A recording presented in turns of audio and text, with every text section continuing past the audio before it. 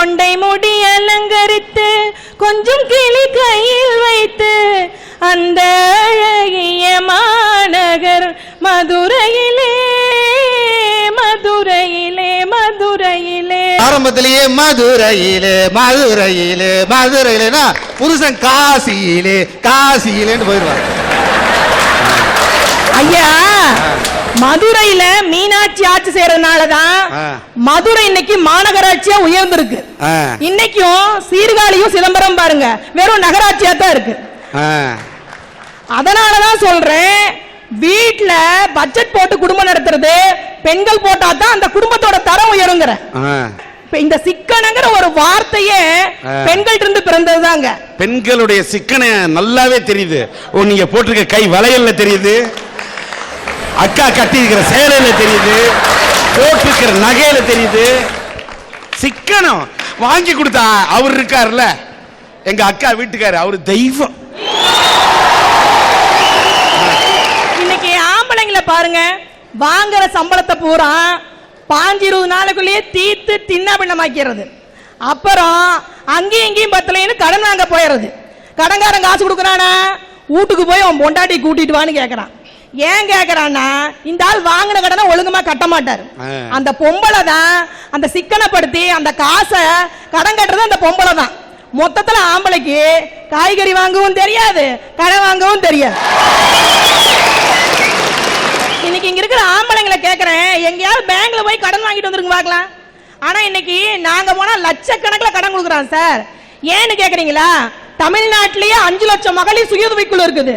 வாங்கின கடனை ஒழுக்கமா செலவு பண்ணி அதுல கிடைக்கக்கூடிய வருமானத்தை இன்னைக்கு கரெக்டா கட்டுறது பெண்கள் தான்.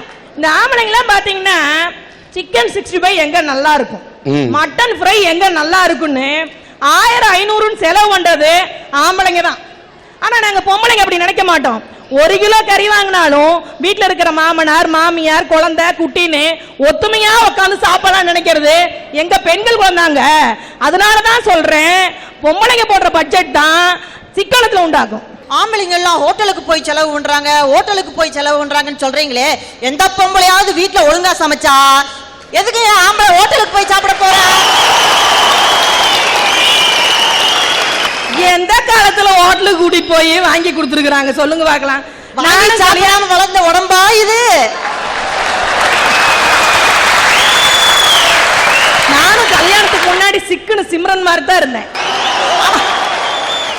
சொன்னாங்க சொன்னாங்க கொடுமுடியில சொன்னாங்களே.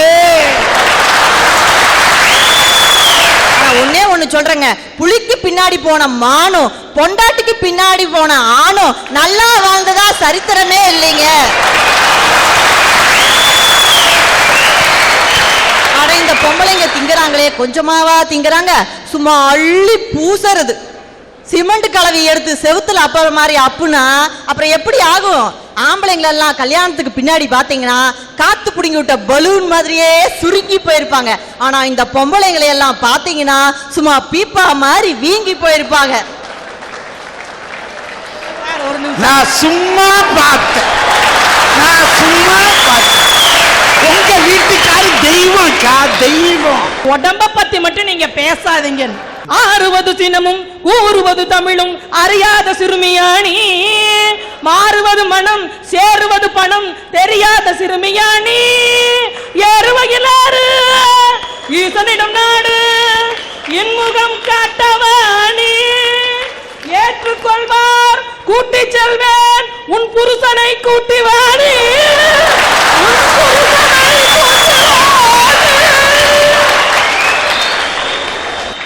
அப்பா முருகா சண்முகா வேலா. பொண்டாட்டியாக்கி போடுற சோறு வெந்துச்சோ வேகலையோ, நல்லா இருக்குதோ நல்லாலையோ, அதையும் அட்ஜஸ்ட் பண்ணி சாப்பிட்டு குடும்பம் நடத்துறாங்க பாருங்க. இந்த ஆம்பளைங்க பட்ஜெட் போட்டா தாங்க வீட்டுல சிறப்பா இருக்கும். ஒரு மனைவி கணவனை பார்த்து கேட்டாங்க, ஏங்க இன்னைக்கு நான் உங்களுக்கு சாம்பார் வைக்கட்டுமா, புளிக்குழம்பு வைக்கட்டுமா, இல்ல ரசம் வைக்கட்டுமா? அதுக்கு கணவன் சொன்னா, முதல்ல ஏதாச்சும் ஒண்ணு வெய்யி, பேர அப்புறமா வச்சுக்கலாம் அப்படின்னு. நானும் எங்க வீட்டுக்காரரும் ஹோட்டலுக்கு போனோம். நான் மலன்னு ஒரு 5-6 டிஷ் ஆர்டர் பண்ண ஆரம்பிச்சிட்டேன். அதுக்கு எங்க வீட்டுக்காரர் சொன்னாலே, ஏண்டி நீ ஒருத்தி திங்கிறதுக்கு என்னத்துக்கு இத்தனை டிஷ் ஆர்டர் பண்ற அப்படின்னு கேட்டாரு. அதுக்கு நான் சொன்னேன், ஏனுங்க மாமா, இது என்ன நான் சாப்பிட்டு வளர்றதுக்காகவா நான் ஆர்டர் பண்றேன், இல்ல உங்களுக்கு செலவு வைக்கணுங்கிற நோக்கத்திலேயா பண்றேன், அப்படியெல்லாம் எந்த தப்பான எண்ணமும் வச்சுக்காதீங்க மாமா, இதெல்லாம் சாப்பிட்டு பார்த்துட்டு எப்படி இருக்குதுன்னு பார்த்துட்டு அதே மாதிரி உங்களுக்கு நான் வீட்டுல சமைச்சு கொடுக்கறதுக்காக தாங்க இப்படி பண்றேன் அப்படின்னு. சாப்பிட்டு முடிச்சவனே எங்க வீட்டுக்காரர் கேட்டாரு, ஏம்மா ஏதாவது ஒரு ஐடியா கிடைச்சதா அப்படின்னு கேட்டாரு. அதுக்கு நான் சொன்னேன், கேட்டரிங் படிச்சுட்டு ஹோட்டல்ல வேலை செய்யற அத்தனை பயபுள்ளைகளும் ஆம்பளைங்க தாங்கிற உண்மையை கண்டுபிடிச்சிட்டேன். அந்த ஆம்பளைங்க செய்யற சாப்பாட்டுனாலதான் இந்த சோறும் குழம்பு ரொம்ப ருசியா இருக்குது. இனிமேல் வீட்டுல நீங்களே சமைச்சிருங்கன்னு சொல்லிட்டேன். சாப்பிட்டு விட்டது ஏப்போம், வீட்டுல புருஷன் சுடுன்னு ஆப்போம். எப்படி இருக்குது ஆப்பு? அப்படியே எங்க வீட்டுக்காரர் ஷாக் ஆயிட்டாரு. இப்படி சமைக்கிறதுக்கு கஷ்டப்படுற பொம்பளைங்க எல்லாம் நாட்டுல அதிகமா இருக்கும் போது அவங்க கையில பட்ஜெட்டை கொடுத்தா எப்படிங்க சிக்கனமா செலவு பண்ணுவாங்க? அதனாலதான் சொல்றேன், ஆடம்பர செலவு இல்லாம பட்ஜெட் போடுறதுக்கு ஆண்களுடைய ஆட்சி தான் தேவைன்னு. காந்தியடிகள் தனது ஆடம்பர வாழ்க்கையை துறந்து அரையாடை மனிதரா மாறினதுனாலதான் இந்தியாவுக்கு விடுதலை கிடைச்சது. புத்தர் ராஜபோகங்கிற தன்னுடைய ஆடம்பர வாழ்க்கையை துறந்ததுனாலதான் ஒரு அமைதியான புத்த மதம் உருவாச்சு. இயேசு கிறிஸ்து தனது ஆடம்பரத்தை துறந்து முள்முடி தாங்கினதுனாலதானங்க உலகிற்கே ஒரு சகாப்தம் உருவாச்சு. ஆடம்பரத்தை துறந்த இப்படிப்பட்ட ஆண்களால நாடே நல்லா இருந்திருக்கும் போது வீடு நல்லா இருக்கணும்னா ஆடம்பர செலவு இல்லாம பட்ஜெட் போடுற இந்த ஆம்பளைங்களோட ஆட்சி தாங்க தேவை. இந்தியர்கள் எல்லாம் கடனோட பிறந்து கடனோட வாழ்ந்து கடனோட சாகறதுக்கு காரணமே இந்த பொம்பளைங்க எல்லாம் பண்ற ஆடம்பர செலவு தாங்க காரணம். அடிமை இந்தியாவில கூட ஆம்பளைங்கள்லாம் சிட்டுக்குருவி மாதிரி சும்மா சிலு சிலுன்னு பறந்துட்டு இருந்தான். ஆனா விடுதலை இந்தியாவுல ஒவ்வொரு பொண்டாட்டிக்கிட்டையும் மாட்டிட்டு இந்த புருஷங்கள்லாம் படுற அவஸ்தை இருக்குதே. ஐயோ, வாங்கி தர மாட்டேங்கிற ஒரு வார்த்தையை மட்டும் புருஷன் பொண்டாட்டிக்கிட்ட சொல்லிட்டான், அவன் அன்னைக்கு முடிஞ்சான். சினிமால மட்டும்தாங்க ஹீரோயின் எல்லாம் டம்மி. நிஜத்துல பொண்டாட்டிகள்லாம் புருஷனை தூக்கி போட்டு மிதின்னு மிதிக்கிற அம்மிங்க அம்மி. ஆம்பளைங்கள்லாம் குடிக்கிறாங்கன்னு சொல்றீங்களே, குடிச்சதுனாலதான் பட்ஜெட்ல துண்டு விழுகிறதுன்னு சொல்றீங்களே, குடிக்கிற ஆம்பளைங்கள்லாம் கெட்டவங்களுக்கு கிடையாதுங்க, குடிக்காத பொம்பளைங்கெல்லாம் நல்லவங்களுக்கு கிடையாதுங்க. ஐயா ஒரு நிமிஷம், ஆம்பளை குடிக்கிறதுனால பட்ஜெட்ல துண்டு விழுதான்.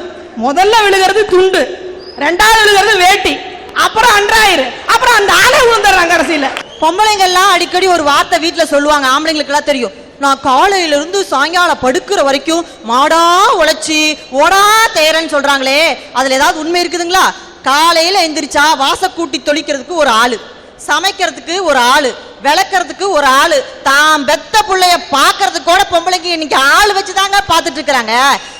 இப்படி ஆள் மேல ஆள் போட்டு இந்த அம்மா கால் மேல கால் போட்டு சும்மா உட்கார்ந்து இருந்துட்டு உடம்ப ஏத்திக்கிறது, அப்புறம் ஜிம்முக்கு போய் உடம்ப கரைக்கிறேங்கிற பேர்ல ஆம்பளைங்களோட பணத்தை எல்லாம் கரைச்சிட்டு இருக்கிறாங்களே.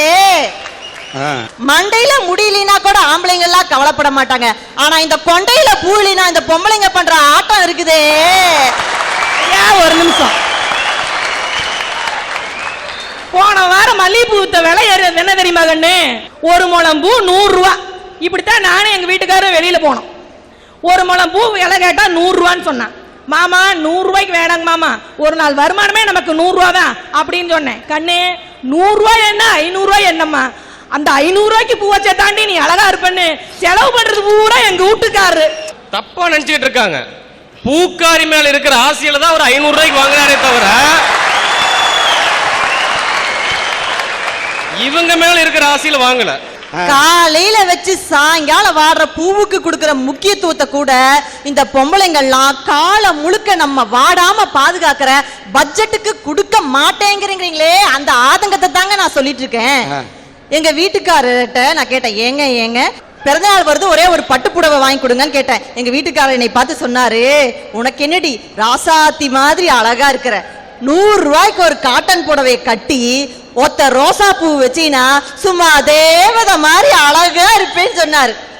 பட்டு புடவை எல்லாம் தேவாங்கு மாதிரி இருக்கிற அழகு.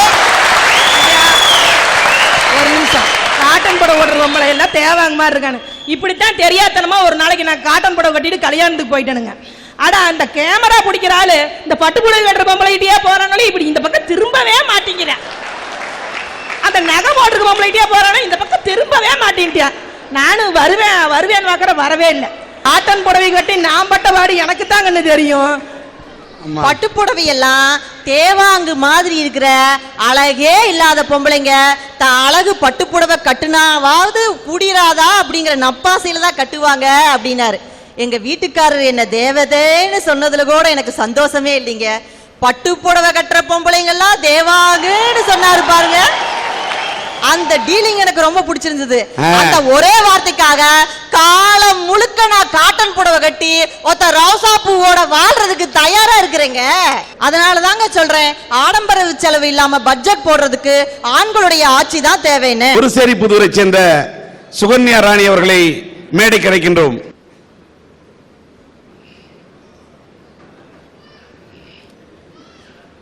பாத்துமா, இந்த பெண்ணின் பேர் சுகன்யா ராணி.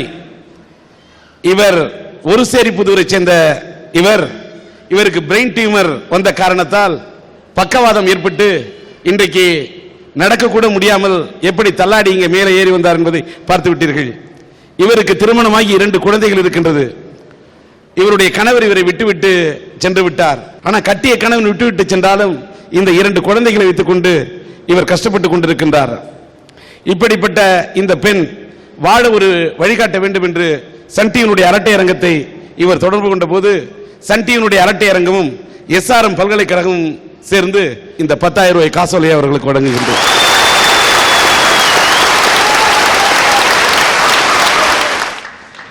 ராபின் அவர்கள் 25,000 ரூபாய் இந்த காசோலையை இங்கே இவர்களுக்கு அளிக்கின்றார். வாழ்த்துக்கள். நெல்லை மாவட்டம் செங்கோட்டை கணேசன் 2,000 ரூபாயை கொடுக்கின்றார். வெள்ளலூர் ES கருப்புசாமி அவர்கள் 2,000 ரூபாய். டெக்ஸ்டைல் ஏஜென்ட் பே ஐயா அவர்கள் 2,000 ரூபாய்.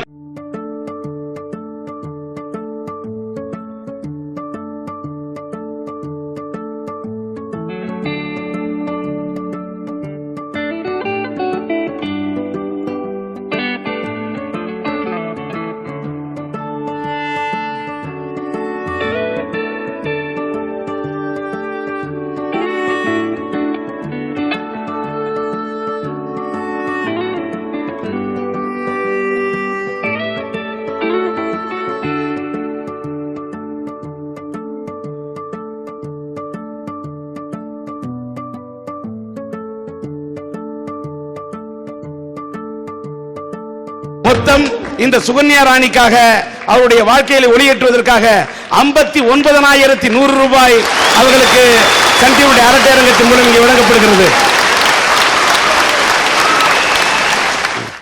இந்த அரட்டை அரங்கத்தை பார்த்துவிட்டு இவருடைய நிலையை பார்த்து கண்ணீர் மல்க தங்களுடைய கரத்தை நீட்டி உதவி செய்த இந்த அரட்டை அரங்கத்தில் அமர்ந்திருக்கக்கூடிய அந்த நல்ல இதயங்களுக்கு எங்களுடைய மனமார்ந்த நன்றி.